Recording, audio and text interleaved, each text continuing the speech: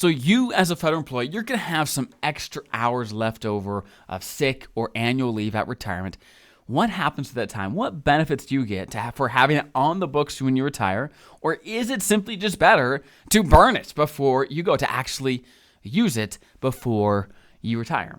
That's what we're going to dive into today. If you're new to the channel, if you're a Fed thinking about retirement, this is the channel for you. We talk about all the things you need to worry about when retiring from the federal government here. So let's dive in. Again, the two main types of leave are sick leave and annual leave, and they work very differently if you have them unused at retirement. Let's start with sick leave. Sick leave, long story short, increases your pension in retirement, and it does that by increasing your years of service, and your pension is based on your years of service. So it takes about 2,000 hours of sick leave, a little bit more, but about 2,000 hours of sick leave to be worth a year for your pension purposes. So, for example, if you've got 30 years of just normal service, if you also have 2,000 hours of sick leave on the books at retirement, then when calculating your pension, they're going to actually count 31 years. Now, you don't have to have a full year's worth to get credit. They will give you basically however much you have. If you've got half that, if you've got 6 months worth, great. If you have 2 months worth, great. They'll give you that. And this is actually how it works. This is one misconception I see all the time, is that some people think you could only get months worth of sick leave, and that's not exactly right. Let me explain. Let's say you've got 20 years, 6 months, and 10 days of normal service, just normal service. And let's say you've got about 3 months and 25 days worth of sick leave. Now, if you want to know exactly how many hours, basically how many months and days your hours are worth, if you just Google sick leave conversion chart, you can find a chart that shows exactly. It'll explain exactly what it's done. It's easy. So just do that. Just know about 2,000 hours is a year's worth. So about 1,000 hours is 6 months, etc. That'll give you a ballpark. Now, basically what they do is they take your normal years of service, they add your sick leave, right? So let's do the math. Basically, we got 20 years, we've got 10 months, and we've got 5 days. Basically, when it comes to calculating your years of service, they count a month is always 30 days, okay? And it's always 30 days. This is how they do it, okay? And so the days added up to more than 30, and so it added a month to your time. And once they've added this all together, then any extra days left over that are less than 30 actually drop off. That only happens after they've added it, your sick leave and your normal service together. Okay, so your pension will be worth or based on 20 years and 10 months. That is simply put how your sick leave adds to your pension. Okay, now let's talk about annual leave. How does annual leave that's unused at retirement, how does that work? Long story short, it's handled completely differently. It doesn't increase your pension at all.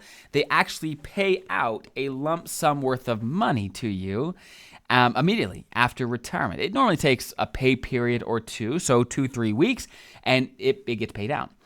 And this is how it works. So let's say you've got 200 hours of annual leave, and you get paid $100 an hour, where you can do the math, and that's what they're going to pay you out. They'll pay it at your normal rate, but they will take out taxes. They'll take out federal taxes, state taxes, FICA, Social Security, and Medicare. They'll take all those out. So honestly, we've seen on average between 20 to 40% go to taxes on these payouts because a lot of things have to be paid first. So keep that in mind, especially if you're a higher earner in a high tax state. Yeah, it's going to be closer to the 40% mark. So just keep that in mind. But as you can imagine, you can easily get tens of thousands of dollars worth of a payout if you've got hundreds of hours, right? And as you know, annual leave is use or lose every year. So most feds can only take about 240 hours into each leave year. However, you can accrue more than that, and you can get paid out for more than that as long as you retire before the end of the leave year. So if you accrue and now you've got 400 hours, as long as you retire with those on the books, you haven't lost them yet because going into a new leave year, then yes, you can get paid out for all 400 hours. No problem. No problem. So long story short, that's how annual leave and sick leave work. Now, here's the question. let's say you've got some of both and you're going into the last year of retirement. Let's say you're going to take some time off. Maybe you're going to have a surgery or whatever. Which one is better to keep around? If you have a choice, sometimes you don't have a choice. Sometimes you have to take annual leave, right? But if you have a choice, which one should you take? Okay?